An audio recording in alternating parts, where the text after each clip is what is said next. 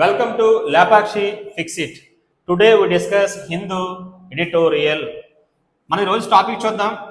Topic చూస్తే అక్కడ genocide in Gaza అన్నాడు. అక్కడ జెనోసైడ్ అంటే యాక్చువల్గా మనం చూస్తుంటాం మరణ హోమం అంటాం. జెనోసైడ్ అంటే మర్డర్ ఆఫ్ రేసెస్ లేదా రేస్, ఒక జాతి వాళ్ళని చంపేస్తారు. సపోజ్ అంటే ఒకే జాతి వాళ్ళని కానీ ఒకే మతం వాళ్ళని కానీ చంపేస్తారు. ఇంగ్లీష్లో జెనోసైడ్ అంటారు, అంటే జాతి హత్య అంటాం కదా, ఆ మీనింగ్ అనమాట. ప్రజెంట్ ఎక్కడ అవుతుంది ఇది? గాజాలో on Israel and UN commission of inquiry. ఇక్కడ ఇంక్వైరీ అంటే మీనింగ్ వచ్చి ఇన్వెస్టిగేషన్ అని చెప్పొచ్చు. ఇక్కడ ఫైండింగ్ అన్నాడు, అంటే మనకు వచ్చిన మన ఫైండింగ్ అంటే చివరికి వస్తాయి కదా రిజల్ట్, అదనమాట. ఇక్కడ ఫైండింగ్ అంటే నథింగ్ బట్ కన్క్లూజన్ గా మనం తీసుకోవచ్చు. So India should speak up against Israel. Speak up అంటే ఇక్కడ మాట్లాడాలి, ఎక్స్ప్రెస్ చేయాలి, గట్టిగా చెప్పాలంటున్నాడు. సో ఇజ్రాయెల్స్ అట్రాసిటీస్, అట్రాసిటీ అంటే మీనింగ్ వచ్చి వాళ్ళు చేసే వైలెన్స్ అన్నమాట. సో మనం రీసెంట్ గా చూస్తున్నాము ఒక టాపిక్ మనది ప్రజెంట్ చాలా హాట్ టాపిక్ గా ఉంది. అదంతా మనందరికి బాగా తెలుసు. ఏంటి ఆ టాపిక్ అంటే, మనకి కొన్ని కంట్రీస్ ప్రజెంట్ న్యూస్లోకి వస్తున్నాయి. ఆ కంట్రీస్ ముఖ్యంగా మనం ఎవరని చెప్పొచ్చు అంటే, ఒకటి ఇజ్రాయేలు, ఇంకొకటి ఎవరంటే గాజా, అంటే లైక్ పాలస్తీనా, ఇదనమాట. సో ఇక్కడ గాజా ఉంది కదా, గాజాకి ఆపోజిట్ ఏంటనమాట ఇజ్రాయేల్ అనమాట. మీకు తెలుసు గాజా అన్న ఇవన్నీ ఒకటే, పాలస్తీనా ఇవన్నీ ఒకటే కదా. సో ఇక్కడ ఏమైందంటే, గాజాలో ఉన్న హమాస్ అనే వాళ్ళు ఏం చేశారనమాట, ఇజ్రాయెల్ మీద 2023లో ఎప్పుడో అటాక్ చేశారనమాట. దానికి యాంటీకి వీళ్ళు ఇక్కడ అటాక్ చేయడం స్టార్ట్ చేశారనమాట. స్టార్ట్ చేసి ఇక్కడ హమాస్ హెడ్ కూడా చంపేశారు. ఇప్పుడు ఇక్కడ ఏంటంటే ఇజ్రాయెల్ ఏం చేస్తుందన్నమాట అంటే ఆపట్లేదు అనమాట, కంటిన్యూస్ అటాక్స్ చేస్తుంది అనమాట. ఎవరి మీద? గాజా మీద, పాస్ల మీద చేసి ఇక్కడ ఉన్న అందరినీ కూడా చంపేయాలి, ఎవరనమాట పాలస్తీన్స్ అని చెప్పి అంటుకుంటుంది అనమాట ఇజ్రాయెల్. ఇజ్రాయెల్ ఇప్పుడు అందరూ కూడా ప్రపంచంలో వరల్డ్ వైడ్ కంట్రీస్ అన్ని కూడా దీన్ని అపోజ్ చేస్తున్నాయి. ఇలా చేయకూడదు అంటే మారణ హోమం చేయకూడదు అని చెప్పి అందరూ కూడా ఇజ్రాయెల్ ని అపోజ్ చేస్తున్నాయి. కానీ ఇక్కడ ఇజ్రాయెల్ భయపడట్లా. దానికి కారణం ఏంటంటే, ఇజ్రాయెల్ అనేది ఫ్రెండ్ అనమాట. ఎవరికి ఫ్రెండ్ అనమాట అంటే అమెరికాకి ఫ్రెండ్ అంట. సో ఇజ్రాయెల్ అమెరికాకి ఫ్రెండ్ కాబట్టి అది చూసుకొని ఎవరికి భయపడట్లేదు. సో అయితే మనకి రీసెంట్ గా ఐసీజే, మీకు తెలుసు international Court of justice, international criminal court అని మొత్తం రెండు ఉన్నాయి. రెండింటిలో కూడా మనకి కేసు ఫైల్ అయ్యాయి. ఇక్కడేమో ఇజ్రాయెల్ మీద, ఇక్కడేమో ఇజ్రాయెల్ యొక్క ప్రెసిడెంట్ అయిన బెంజమిన్ నెతన్యాహు మీద కూడా ఇక్కడ కేసు ఫైల్ అయ్యింది. అయినా వాడు భయపడట్లేదు. యాక్చువల్లీ ఇక్కడ వారిని ఇక్కడ కంటిన్యూ చేస్తున్నారు. ఎవరన్నమాట కంటిన్యూ చేస్తుంది? Benjamin Netanyahu. ఎందుకంటే తనకి పొలిటికల్ గా సర్వైవల్ కావాలి. యాక్చువల్గా బెంజమిన్ మీద చాలా ఆరోపణలు ఉన్నాయి, తను చాలా స్కామ్లు చేశాడని చెప్పి చాలా ఉన్నాయి. అన్ని జనం మర్చిపోవాలంటే ఈ యుద్ధం కొనసాగాలి. సో ఇద్దరు ఇక్కడ కొనసాగిస్తున్నారు అనమాట. ఇక్కడ ఇజ్రాయెల్ యొక్క మెయిన్ బెంజమిన్ నెతన్యాహు దీన్ని కంటిన్యూ చేస్తున్నాడు. అందుకే అతని మీద కేసు ఫైల్ అయింది అనమాట. ఐసీసీలో, ఇంటర్నేషనల్ క్రిమినల్ కోర్టులో కేసు ఫైల్ అయింది. ఇజ్రాయెల్ మీద ఏమో ఇంటర్నేషనల్ కోర్ట్ ఆఫ్ జస్టిస్ లో కేసు ఫైల్ అయింది. సో ఇక్కడ అసలు నిజంగా బాధాకరమైన విషయం ఏంటంటే, ఒకప్పుడు ఇజ్రాయెల్ కూడా ఇలాగే ఓకేనా జెనోసైడ్ ని ఫేస్ చేసింది అనమాట. బాగా చూడండి, ఇక్కడ ఇజ్రాయెల్ ఒకప్పుడు ఇలా జెనోసైడ్ ని ఫేస్ చేసి ఆ తర్వాత ఒక దేశంగా ఏర్పడింది. వీళ్ళు మళ్ళీ ఇలాంటిది మళ్ళీ ఒక దేశం మీద జెనోసైడ్ చేస్తున్నారు. అంటే ఇప్పటికి ఆల్రెడీ ఇది వాళ్ళు ఆల్రెడీ ఫేస్ చేశారనమాట. ఎవరనమాట? ఇజ్రాయెల్. వాళ్ళకి తెలుసు అనమాట, ఆ బాధ వాళ్ళకి తెలుసు. అది తెలిసి కూడా గాజా మీద వాళ్ళు అటాక్ చేస్తున్నారు. సో పాలస్తీన్స్ మొత్తానికి మేము చంపేస్తాము, అక్కడ చెప్పాడు కదా, మేము గాజాని మొత్తాన్ని మేము మన మొత్తం కూడా తీసుకుంటాము. అది ఇప్పటికే ఫ్యామిలిస్టిక్ గా ఉంది అంటున్నాడు. అంటే ఇక్కడ కరువు అనమాట, ల్యాక్ ఆఫ్ ఫుడ్ అనమాట. అయినప్పటికీ అక్కడ ఇంకా టార్గెట్ మానలేదనమాట. ఇంకా ఇంకా ఇంకా ఇప్పటికీ పాపం చాలా గాజాలో కండిషన్స్ బాగాలేదనమాట. అలాంటి దేశం మీద ఇంకా వీళ్ళు అటాక్స్ చేస్తున్నారు. దీన్ని ప్రపంచ దేశాలన్నీ కూడా అపోజ్ చేస్తున్నాయి. ముఖ్యంగా యూరప్ ఉంది కదా, అది మాత్రం చాలా గట్టిగా వాదిస్తుంది అనమాట, అపోజ్ చేస్తుంది అనమాట. సో ఇక్కడ ఇంకో విషయం ఏంటంటే, ఒకప్పుడు ఇండియా అనేది ఓకేనా పాలస్తీనాకి చాలా ఫేవర్ గా ఉండేదన్నమాట. అలాంటిది ఇప్పుడు ఇండియా కూడా ఈ విషయంలో మాట్లాడలేకపోతుంది. సో ఇండియా ఇక్కడ ఇజ్రాయెల్ కి గట్టిగా చెప్పలేకపోతుంది అనమాట. యాక్చువల్గా ఇప్పుడు ఇండియా అనేది ఒక సూపర్ కంట్రీగా ఉందన్నమాట, సూపర్ పవర్ గా ఉంది. కాబట్టి ఇండియా ఎందుకో భయపడుతుందని వెనకడిగేస్తుంది అనమాట, గట్టిగా చెప్పట్లేదు అనమాట. ఎవరికనమాట? ఇజ్రాయెల్ మీద గట్టిగా మాట్లాడలేకపోతుంది. ఈ యుద్ధం ఆపాలి అనే ప్రయత్నం కూడా ఇండియా చెయ్యలేకపోతుంది. ఇది మంచి పద్ధతి కాదు. రేపొద్దున ఇదే కండిషన్ అందరు రావచ్చు కదా, ప్రపంచ దేశాన్ని కూడా శాంతియుతంగా ఉండాలి, యుద్ధాలు ఇవన్నీ కూడా మంచిది కాదనమాట. మనం ఇలాంటి దాన్ని అపోజ్ చేయాలి తప్ప అలా కామ్గా ఉండడం మంచిది కాదని చెప్పి ఇండియా గురించి చెప్తున్నాడు. సో యాక్చువల్గా బయట ఒక టాక్ ఉందన్నమాట, నిజంగానే గాజాలో పరిస్థితి బాగాలేదా, ఇజ్రాయెల్ నిజంగా హత్యలు చేస్తుందా అని చెప్పి ఒక యుఎన్ కమిటీ వేసింది అనమాట. మీకు తెలుసు యుఎన్ అంటే అది తెలుసు కదా, యునైటెడ్ నేషన్స్ కమిటీ వేసింది. ఇప్పుడు ఆ కమిటీ చివరిగా ఒక కంక్లూజన్ ఇచ్చింది అనమాట. ఇది ఏదో ఒక సంవత్సరమో కాదు, ఇది గత కొన్నాళ్ళుగా ఎంక్వైరీ చేసి చేసి చేసి ఇప్పుడు ఇచ్చిన ఫైనల్ కంక్లూజన్ అనమాట. వీళ్ళు ఏం చెప్పారంటే గాజాలు మరణహోమం చేస్తుంది ఎవరనమాట? ఇజ్రాయేలే. ఇజ్రాయెల్ చాలా తప్పులు చేస్తుంది, ఇజ్రాయెల్ చాలా మందిని చంపేసింది అనమాట. ఇప్పుడు వరకు 65,000 మందిని చంపేసింది అనమాట గాజాలో. ఎవరనమాట? ఇజ్రాయేలు. సో ఇది ఒక క్రైమా కాదంటే క్రైమే. అసలు జెనోసైడ్ ఎందుకు అనొచ్చు అంటే ఇక్కడ ముఖ్యంగా ఈ 65,000 మందిలో ఎక్కువ మంది చంపింది ఎవరనమాట అంటే, ఎక్కువ మంది చనిపోయిన వారు ఎవరంటే ముఖ్యంగా విమెన్ అండ్ చిల్డ్రన్. ఓకేనా? ఆడవాళ్ళు మరియు చిన్నపిల్లలే ఎక్కువ మంది చనిపోయారు. ఇక్కడ ఏం చేస్తుందన్నమాట, ఇజ్రాయెల్ ఏం చేస్తుందన్నమాట, గాజా వాళ్ళకి ఫుడ్ లేకుండా చేస్తుంది, అక్కడ వాళ్ళని మర్డర్స్ చేసేస్తుంది, అక్కడ బర్త్ రేట్ అసలు చిన్నపిల్లలు పుట్టడానికి లేకుండా చేసింది. ఇలా అన్నమాట ఇవన్నీ చేస్తుంది. కాబట్టి ఇక్కడ మనం ఇక్కడ ఇంత ఎంక్వైరీ చేసి చెప్పారనమాట. ఇంకో అతిపెద్ద విషయం ఏంటంటే ఈ రిపోర్ట్ వచ్చిన రోజే అసలు ఇజ్రాయెల్ భయపడకుండా ఆ దేశం మీద దాడి చేసిందంట. మనం దీన్ని బట్టి చెప్పొచ్చు అనమాట ఎంత రెక్లెస్ గా ఉందో. అందుకే ఇక్కడ దీన్ని ఏమన్నారంటే రోగ్ కంట్రీ అంటున్నారు. రోగ్ కంట్రీ మీకు తెలుసు, రోగ్ అంటే బ్యాడ్, వేస్ట్ ఫెలో, రోగ్ అంటాం ఆ సెన్స్ అనమాట.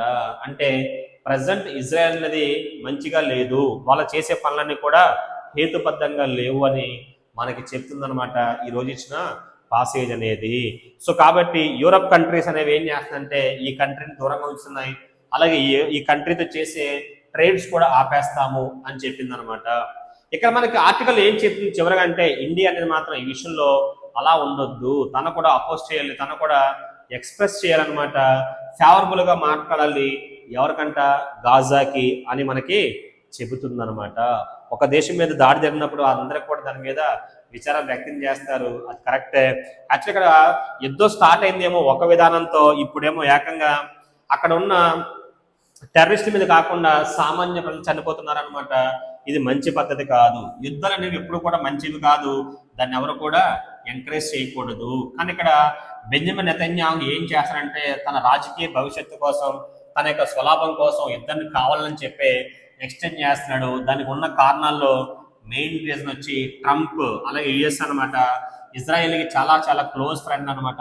దాన్ని చూసుకుని ఇక్కడ ఇతను చాలా యుద్ధాన్ని కంటిన్యూ చేస్తున్నాడు, ఆపట్లేదు. ఆఖరికి యుఎన్ చెప్పిన ఐసీజేలో కోర్టు మనకు ఐసీజేలో కానీ ఐసీసీలో కానీ కేసు ఫైల్ చేసినా కానీ వాటిని కూడా కేర్ చేయట్లేదంట. అంత దారుణంగా ఉందన్నమాట ప్రజెంట్ కండిషను. ఇజ్రాయెల్ యొక్క కండిషన్ చెప్తున్నాడు, వాళ్ళ యొక్క డిస్టెన్స్ అక్కడ మొత్తం అంతా కూడా వాళ్ళ యొక్క ఇంటెన్షన్ చెప్తున్నాడు. ఓకేనా? ఇప్పుడు స్టార్ట్ చేద్దాము editorial. The UN commission of enquiry. మనం వెళ్ళి అడిగామనుకోండి ఎంక్వైరీ, వచ్చి మనల్ని అడిగితే enquiry. So after a multi year investigation, ఇది ఈ రోజు ఒక రోజు 2 రోజులు కాదంట, మల్టీ ఇయర్ ఇన్వెస్టిగేషన్. ఇది ఎప్పటి నుంచో ఇన్వెస్టిగేషన్ చేస్తున్నారనమాట.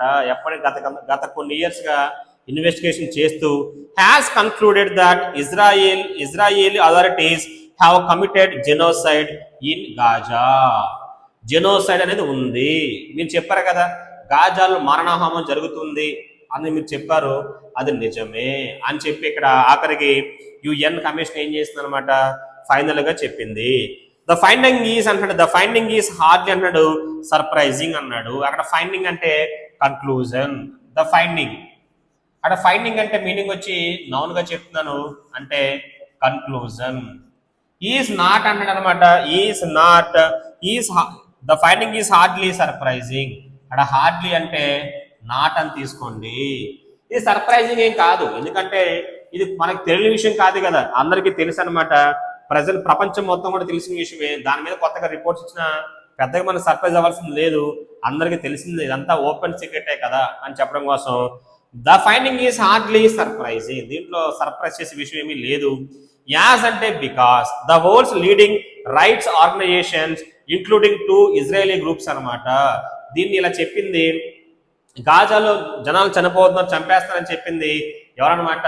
యుఎన్ఏ కాదంట, వాళ్ళ ఓడి దేశమైన ఇజ్రాయెల్లో కూడా కొన్ని ఆర్గనైజేషన్స్ ఉన్నాయంట, వాళ్ళు కూడా చెప్పారంట. చూసారా, వాళ్ళ దేశంలో ఉన్న ఆర్గనైజేషన్స్ చెప్పాయంట అవును గాజా వాళ్ళని చంపేస్తున్నారు అని చెప్పి వాళ్ళు అక్కడ ఫైనల్ చేశారు. అలాగే అండ్ జెనోసైడ్ స్కాలర్స్, దీని మీద కొంతమంది స్టడీ చేస్తారనమాట జెనోసైడ్స్ మీద, వాళ్ళు కూడా దీన్ని ప్రూవ్ చేశారు, వాళ్ళు దీన్ని ఓకే చెప్పారనమాట, అవును నిజమని చెప్పారు. Had already accuse Israel of committing what is one of the gravest crimes in international law. ఒక దేశం అనేది ఒక దేశం మీద అటాక్ చేసి అక్కడ సామాన్య ప్రజలను చంపడం అనేది ఒక గ్రేవెస్ట్ సివియర్ క్రైమ్ అంటున్నాడు. అంటే గ్రేవెస్ట్ అన్నాడు, అక్కడ గ్రేవెస్ట్ అంటే సివియర్, ఇది చాలా క్రూరమైన, అక్కడ గ్రేవెస్ట్ అడ్జెక్ట్ గా చెప్పాడు. అది కూడా ఎలా అంటే క్రిమినల్ చర్య అన్నాడు అనమాట ఇంటర్నేషనల్ పరంగా. So crimes in international law, law పరంగా చూస్తారు, ఎప్పుడు కూడా చేయకూడదు అనమాట, ఇలా చేస్తున్నారు. At the finding would lend weight అంటున్నాడు టు సచ్ రిపోర్ట్స్ అనమాట. కాకపోతే ఇది ఏం చేస్తుంది అనమాట, కొన్ని రిపోర్ట్స్ కి ల్యాండ్ వెయిట్ అంటున్నాడు, ల్యాండ్ వెయిట్ అన్నాడు. అక్కడ వెయిట్ అంటే మీనింగ్ వచ్చి సపోర్ట్ చేస్తూ మాట్లాడింది, అక్కడ కొంత మాత్రం సపోర్ట్ చేస్తూ మాట్లాడుతుందంట. To such reports and resonate before the International Court of Justice. And resonate అంటే ఒక మీనింగ్ వచ్చి, రిసోనేట్ అంటే ఒక మీనింగ్ గర్భగా చెబితే వైబ్రేట్ అవడం, ఒక మీనింగ్ వచ్చి రిపీట్ అవడం అనమాట. అంటే దీన్నే చెప్పారన్నమాట, తీసుకెళ్ళి ఎక్కడనమాట ICJ International Court of Justice ముందు ఈ వాదనలు వినిపించారు. Before the International Court of Justice which is hearing genocide charges against Israel. ఇప్పుడు అక్కడ ఐసీజీలో ఉంది కాబట్టి కేసు, అక్కడ చార్జెస్ అన్నాడు. చార్జెస్ అంటే మీనింగ్ వచ్చి ఆరోపణలు, సింపుల్ చెప్పాలంటే ఎక్యూజేషన్, ఇంకా కావాలంటే ఎలిగేషన్. వీటిని అక్కడ ICJ International Court of justice ఉంది కదా, వాళ్ళు అక్కడ ఇవన్నీ వింటున్నారు అనమాట. And international criminal court which has issued an arrest warrant for prime minister Benjamin Netanyahu. ఒక పక్కనేమో ఐసీసీ ఏం చేస్తుంది అనమాట, అరెస్ట్ వారెంట్ అనేది ఇష్యూ చేసింది, అంటే అక్కడ గ్రాంట్ చేసింది అనమాట నెతన్యాహుకి ఎగనెస్ట్ గా. సో ఇప్పుడు దాకా మనం చూసిన అర్థమవుతుంది అనమాట, అంటే ప్రపంచం మొత్తానికి తెలుసు అనమాట ఏంటని, ఇజ్రాయెల్ చేస్తున్న తప్పు, మీకు ఎవరితో ఉంది కాన్ఫ్లిక్ట్, హమాస్తో. హమాస్ ప్రజలు చంపేశారు, అక్కడ హెడ్ అని చంపేశారు కదా, అక్కడతో ఆగకుండా మనకి అక్కడ చెప్పడం అనమాట, గాజాలో ఉన్న సామాన్య ప్రజల మీద వీళ్ళు అటాక్ చేసి చంపేస్తున్నారు. దీనికి చాలా రీజన్స్ ఉన్నాయి. ముఖ్యంగా నెతన్యాహు ఏం చేశాడంటే అసలు సిస్టమేటిక్ ప్లాన్ చేస్తున్నాడు, యుద్ధం ఆగితే తనకి భవిష్యత్తు ఉండదని తెలుసు, అందుకే యుద్ధం ఆగకుండా ఉండేలాగా తను ప్లాన్ చేసుకుంటున్నాడు. అందువల్ల ఐసీసీలో కూడా నెతన్యాహుకి ఎగనెస్ట్ గా కేసు ఫైల్ అయిందనమాట.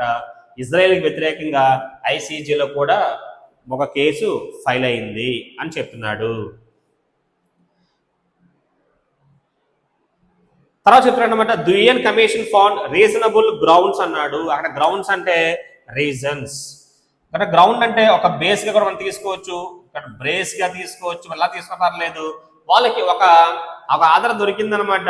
To conclude that 4 of the 5 genocidal acts అంటున్నాడు.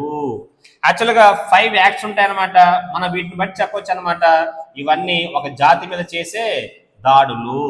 దాంట్లో 4 ఆల్రెడీ చేసేసింది అనమాట ఇజ్రాయేలు. అంటే మనం జాతి హత్యలు అని ఎప్పుడు అంటారంటే ఒక 5 యాక్షన్స్ ఉంటాయి, ఆ 5 యాక్షన్స్ చేసిన దాన్ని జాతి హత్యలు అని చెప్పొచ్చంట. ఈ 5లో ఆల్రెడీ 4 వాటిని చేసింది, 4 ఆల్రెడీ చేసేసింది అనమాట ఇజ్రాయేల్. చూద్దాం ఏంటో. టు కన్క్లూడ్ అన్నాడు that 4 of 5 genocidal acts killing members of a community, ఒకటి చంపడం, ఒకే మతం కానీ ఒకే వాళ్ళు చంపడం, ఒకే పీపుల్ చంపడం.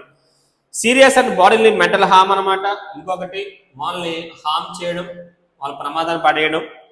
మూడోది యాక్షన్స్ ఏమిటంటే డిస్ట్రాయ్ ఇన్ ద గ్రూప్, మూడోది ఏమో ఆ గ్రూపుల్ని నాశనం చేయడం.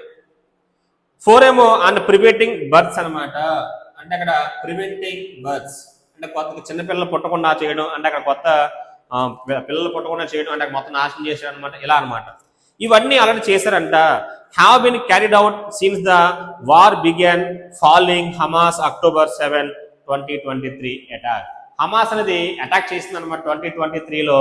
ఆ రోజు నుంచి ఈ 4 పనులు చేస్తుంది అనమాట ఇజ్రాయేల్ గాజాలో.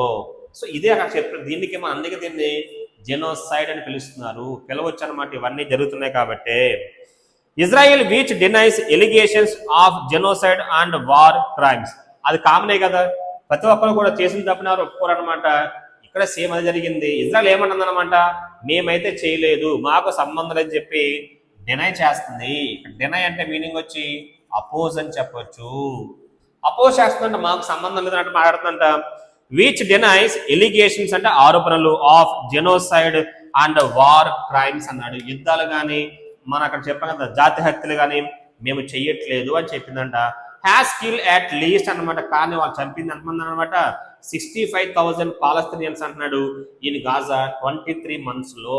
గత అంటే రఫ్ గా 2 years లో అక్కడ చనిపోయిన ప్రజలు వచ్చి 65,000 మందిని చంపేశారంట ఇక్కడ ఇజ్రాయెల్ వాళ్ళు. Many of them women and children. పాప చనిపోయిన వాళ్ళు ఎక్కువ మంది, సో విమెన్ అలాగే చిల్డ్రన్ చిన్నపిల్లలు ఎక్కువ చనిపోయారంట. The responsibility of these atrocity crimes lies with Israel authorities at the highest echelons అంటున్నాడు. రాని చెప్పాడు ఎకలాన్స్. ఎకలాన్ అంటే మీనింగ్ వచ్చి క్యాడర్, మనకు దీన్ని ర్యాంక్ అంటాము. ఇది చేసింది ఎవరనమాట, సో యుద్ధం చేసే సోల్జర్స్ కాదనమాట, వాళ్ళు అక్కడ ఆర్డర్స్ ఇచ్చారనమాట. ఎవరంటే హై క్యాడర్ లో ఉన్న వాళ్ళు. హై క్యాడర్ ఉన్న వాళ్ళు అక్కడ ఆర్డర్స్ ఇస్తేనే ఇవన్నీ జరిగాయి అంటే అవన్నీ చేస్తున్నారనమాట నెతన్యాహు. అక్కడ సోల్జర్స్ మిస్టేక్ ఏమీ లేదు. సోల్జర్స్ ఏం చేస్తారు, అధికారులు చెప్పింది వాళ్ళు చేస్తారు. కాబట్టి ఎకలాన్స్ అంటే వాళ్ళు అనమాట. సో హూ హ్యావ్ ఆర్కెస్ట్రేట్ అన్నాడు. ఆర్కెస్ట్రేట్ అంటే ప్లాన్ చేశారు. ఆర్కెస్ట్రేట్ అన్నాడు గర్భగా చెప్పండి. మనకు దీన్ని ప్లాన్ చేయడం లేదంటే డిజైన్ చేయడం, మనకు దీన్ని సింపుల్ గా మాస్టర్ మైండ్ అంటాము. సో ఇక్కడ వీళ్ళే కదా ఎక్కువగా అన్ని ప్లాన్ చేస్తారు యుద్ధాల గట్ట, వాళ్ళ వల్లే. A genocidal campaign with the specific intent to destroy. Genocidal same చెప్తున్నాము, campaign with the specific intent. Intent అంటే ఉద్దేశంతో. ఏ ఉద్దేశంతో, to destroy the Palestinian group in Gaza. గాజాలో అసలు ఇంకా వాళ్ళు ఉండకూడదు, పాలస్తీనియన్స్ ఉండకూడదని says the panel's leader Navi Pillay. ఈ మాట చెప్పింది ఎవరంటే ఆ ప్యానల్ యొక్క లీడర్ ఉన్నారు కదా నవీ పిల్లై అని అతను, ఆవిడ ఇది మొత్తాన్ని చెప్పింది అనమాట. సో కాబట్టి 2023లో హమాస్ అనే వాళ్ళు దాడి చేశారు. ఆ దాడి తర్వాత ఇప్పటి వరకు ఇజ్రాయెల్ కంటిన్యూస్ గా దాడులు చేస్తూనే ఉంది, చాలా మందిని చంపేస్తుంది. ఇప్పుడు చనిపోయిన వాళ్ళ నెంబర్ వచ్చి 65,000 మెంబర్స్ చనిపోయారు అనమాట. సో దీనికి కారణం ఏంటంటే యుద్ధం అనేది ఎవరికన్నా అక్కడ ఎవరు అంతా మేనేజ్ చేస్తారంటే ఎకలాన్స్ అంటే పై అధికారులు అనమాట. అంటే హై క్యాడర్ వాళ్ళు చెప్తూనే కింద వాళ్ళు చేస్తున్నారు. దానివల్ల వాళ్ళ మెయిన్ టార్గెట్ ఏంటంటే గాజాలో పాలస్తీనియన్స్ ఉండకూడదు, వాళ్ళు మొత్తానికి చంపేయాలి, వాళ్ళు అసలు కనబడకూడదని చెప్పి టార్గెట్ చేశారు. ఇది ఒక నిజంగా ఒక జెనోసైడే, ఒక జాతి మొత్తాన్ని అంతం చేయాలని చూస్తారు. కాబట్టి ఇది మంచి కాదని చెప్పి రిపోర్ట్ ఇచ్చారనమాట ఆ మెంబరు లీడర్ అనమాట నవీ Pillai. It is tragically ironic అన్నాడు. ట్రాజికల్లీ అంటే సాడ్ అని చెప్పొచ్చు, ట్రాజికల్లీ అన్నాడు అంటే సాడ్లీ. ఐరానిక్ అన్నాడు. ఐరానిక్ అంటే ఒక మీనింగ్ వచ్చి పారాడాక్సికల్ అని చెప్పొచ్చు. సో యాడ్జెక్టివ్ గా చెప్పండి, లేదా ఒక మీనింగ్ వచ్చి సెటారికల్. ఒకప్పుడు ఇలాంటి సిచ్యువేషన్ ఫేస్ చేస్తుంది అనమాట ఇజ్రాయెల్. అలాంటి దేశం తిరిగి మళ్ళీ ఇలాంటి వాటిని అప్లై చేస్తుంది. ఇది నిజంగా మంచిది కాదన్న వాళ్ళకి తెలుసు కదా పెయిన్ ఏంటో అని చెప్పడం కోసం రాశాడు. It is tragically ironic that Israel a nation built by the survivors of the Shoah అన్నాడు. యాక్చువల్లీ ఒకప్పుడు ఇలాగే జరిగిందనమాట. దాంట్లో కొంతమంది బతికి బయటపడ్డారనమాట. వాళ్ళు ఏర్పాటు చేసిన కంట్రీ పేరే ఇజ్రాయెల్ అంటే. ఒకప్పుడు ఇజ్రాయెల్ పీపుల్ మీద కూడా ఇలాంటి జెనోసైడ్ జరిగింది. అప్పుడు చాలా మంది చనిపోయారనమాట. చనిపోయిన తర్వాత కొంతమంది మిగిలారనమాట. ఆ మిగిలిన వాళ్ళు ఏర్పాటు చేసిన కంట్రీయే ఇజ్రాయెలే కదా. మీకు తెలుసు కదా బాధ ఏంటో. అలాంటిది మీరు వేరే దేశం మీద చేయడం తప్పు కదా అని చెప్పడం కోసం చెప్పడు అక్కడ. ఈస్ కమిటింగ్ జెనోసైడ్, అక్కడ కమిట్ అవుతుంది జెనోసైడ్ కి ఎగనెస్ట్ పాలస్తీనియన్స్ అంటున్నాడు. సో ఇదే ఒకటి మనకు బాధ కలిగించే విషయం, తెలిసి కూడా చేస్తానమాట. On the day the UN commission release its report, ఒక రిపోర్ట్ రిలీజ్ చేసింది.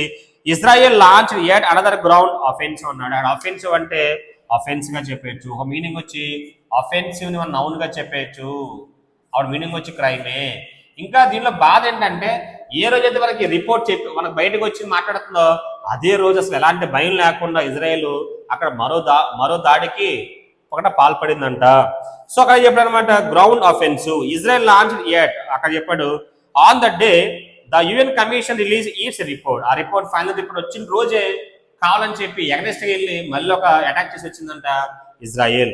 Israel launch yet another ground offensive in the famine stricken Gaza అని చెప్పి ఆల్రెడీ. ఫెమైన్ అంటే మీనింగ్ వచ్చి కరువు కాటంకం, స్టికెన్ గాజా సిటీలో. Israel's responses to reports of war crimes and mass killings have invariably been further escalations. So మనం ఎంత చెప్పినా వాళ్ళు ఏంటనమాట రెస్పాన్స్ మాత్రం ఇంకా ఎక్కువ అవుతుందో తగ్గట్లేదు అనమాట, యుద్ధాలు అక్కడ ఎక్కువ చంపేస్తున్నారు అనమాట. ఎస్కలేషన్ అంటే ఇంక్రీజ్ అవుతుంది తప్ప తగ్గట్లేదు. ఇజ్రాయెల్స్ రెస్పాన్సెస్, వాళ్ళ రెస్పాన్స్ చూస్తే to reports of war crimes and mass killings have invariably been further escalation. Invariably అంటే చాలా ఎక్కువ అనమాట. సో చంపేస్తున్నారు. Killing and displacing even more Palestinians, displace అంటే అక్కడ నుంచి భయపడి వేరే కంట్రీకి పారిపోతున్నారు, లైక్ మైగ్రేషన్. అలాంటిది ఇంకా ఎక్కువ చేస్తున్నారు అనమాట, తగ్గట్లేదు, అసలు భయపడట్లేదు అనమాట. రిపోర్ట్స్ వచ్చినా ఏం వచ్చినా ఎన్ని చేసినా అస్సలు ఎక్కడ కూడా వెనక తగ్గట్లేదు. The war prolonged by mister Netanyahu, ముఖ్య కారణం అక్కడ నెతన్యాహు అనమాట. For his political survival, survival అంటే ఎగ్జిస్టెన్స్, మనుగడ. హ్యాస్ లెఫ్ట్ అన్నాడు ఏ స్టెయిన్ ఆన్ ఇజ్రాయెల్స్ నేషన్ అన్నాడు అనమాట. నేషనల్ కంపాస్, అక్కడ స్టెయిన్ అంటే మచ్చ, స్టెయిన్ అంటే ఒక బ్యాడ్ మార్క్ అని చెప్పొచ్చు, మనకు దీన్నే ఒక బ్లెమిష్ అని చెప్తున్నాము.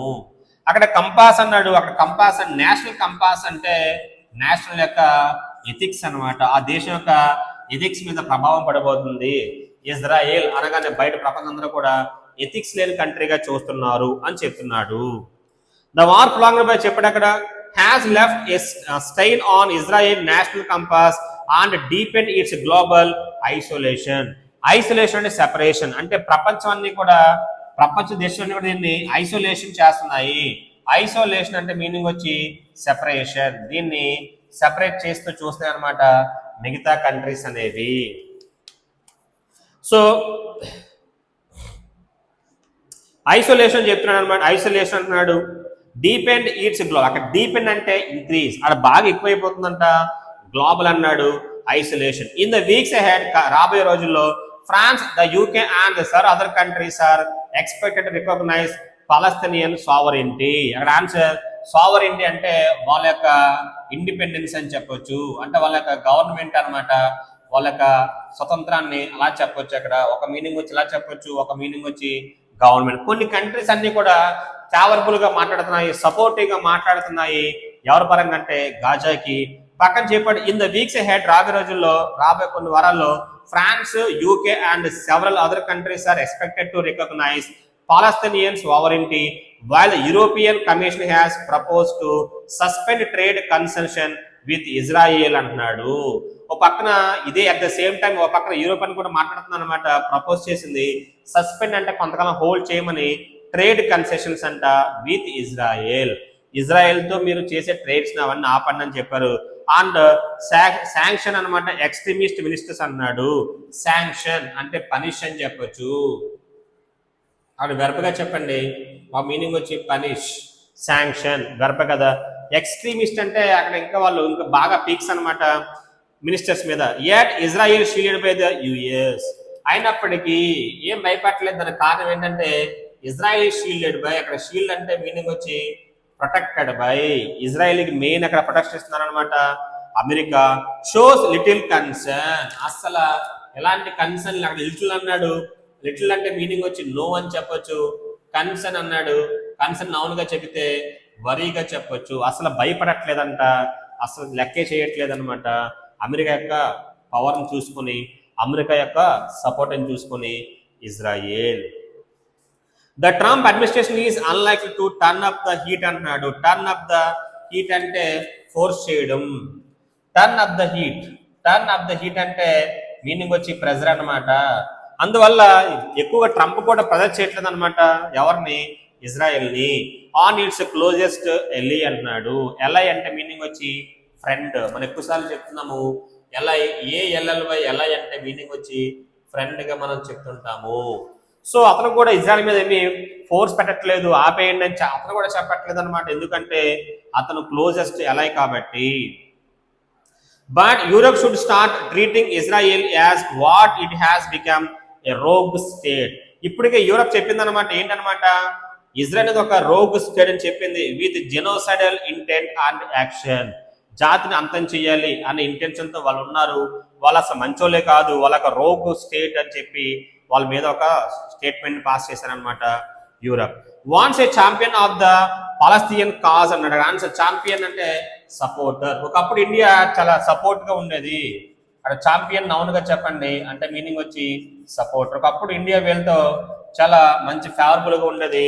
అలాంటి కంట్రీ ఇప్పుడు has so far refrain from అన్నాడు. రిఫ్రైన్ అంటే దూరంగా ఉండడం. మనకు దీన్ని రిఫ్రైన్ ఫ్రమ్ అన్నాము. రిఫ్రైన్ ఫ్రమ్ అంటే సింపుల్ చెప్పాలంటే ప్రివెంట్ ఫ్రమ్ అన్నమాట. అంటే మనం ఎందుకో వాళ్ళని అవాయిడ్ చేస్తున్నాము, దూరంగా ఉంటున్నాము. దేనికనమాట రిఫ్రైన్ ఫ్రమ్ అంటున్నాడు. Directly criticise in the Jewish nation. అక్కడ జూయిష్ నేషన్ అంటే ఇదనమాట, ఇజ్రాయెల్ అనమాట. మనం వాళ్ళని క్రిటిసైజ్ చేయట్లేదు. ఒకప్పుడు మనం యాక్చువల్గా మన పాలస్తీన్కి అక్కడ చెప్పాడు, అక్కడ పక్కన డైరెక్ట్లీ అంటున్నాడు, క్రిటిసైజ్ చేయట్లేదు అనమాట ఇజ్రాయెల్ని. But it should realise that an uncontrollable.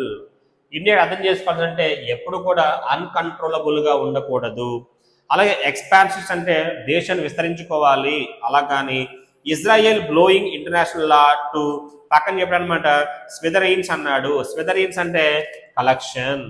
స్మిథరీన్స్ పిల్లలు చూడండి, SMITHERWN. స్మిథరీన్ అంటే ఒక గ్రూప్ గా చెప్పొచ్చు. అంటే ప్రపంచ దేశాలన్నీ కూడా is not in India's national or regional interests అనమాట.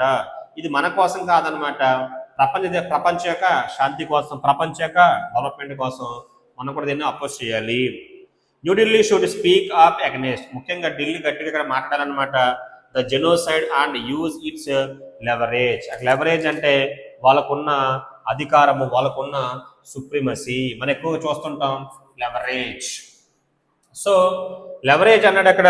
లెవరేజ్ మనకి నౌన్గా తీసుకోండి, అధికారము, సుప్రీమసీ. ఇంకా చెప్పాలంటే వాళ్ళకున్న ఇన్ఫ్లుయెన్స్ని వాడి యుద్ధాన్ని ఆపేలాగా మాట్లాడాలి. మనం కూడా వాయిస్ చెప్పాలి, బయటికి ఎక్స్ప్రెస్ చేయాలి. ఇజ్రాయెల్కి మనం కూడా యాంటీగా చెప్పాలి అని చెప్తున్నాడు. ఎందుకో ఇండియా మరి ఎందుకో అటు ఇటుగా మధ్యలో ఉండిపోతుంది అనమాట, గట్టిగా చెప్పలేకపోతుందంట. ఒకవేళ చెప్పినా ఏం చేస్తుందన్నమాట, ఇండైరెక్ట్ గా చెప్తుంది, స్ట్రైట్ గా చెప్పట్లేదు అని చెప్తున్నాడు. ఇదనమాట ఓపెన్ సీక్రెట్ అనమాట, అందరికీ తెలుసు. కొంతమంది బయటకు వచ్చి అపోజ్ చేస్తున్నారు, మన దేశం మాత్రం అపోజ్ చేయట్లేదు. కాబట్టి ఇక ముందైనా సరే మనం కూడా దీని మీద గట్టిగా మనం స్పందించాలి, చెప్పాలని చెప్పినాడు. ఎందుకంటే ఇది ప్రపంచ మొత్తానికి సంబంధించిన ఇష్యూ అనమాట. మనకి ఎదురు మనకి కూడా ప్రాబ్లం రావచ్చు. సో అందువల్ల ఇలా చెప్తున్నాడు. 11th question, which of the following is are incorrect? Wrong అన్నాడు. The UN Commission has concluded that Israel committing genocide. Right answer అది. The International Criminal Court has punished Benjamin. Punish చేయలేదు ఇంకా. 2 wrong అవుతుంది. India has strongly condemned. Condemned అంటే criticise కదా, wrong. మనం అప్పుడు criticise చేయట్లేదు, అదే మ్యాటర్ ఇక్కడ. 2, 3 B. Only 2 and 3 రాంగ్ అని చెప్పొచ్చు. 12th question, what has the UN Commission found regarding genocidal acts?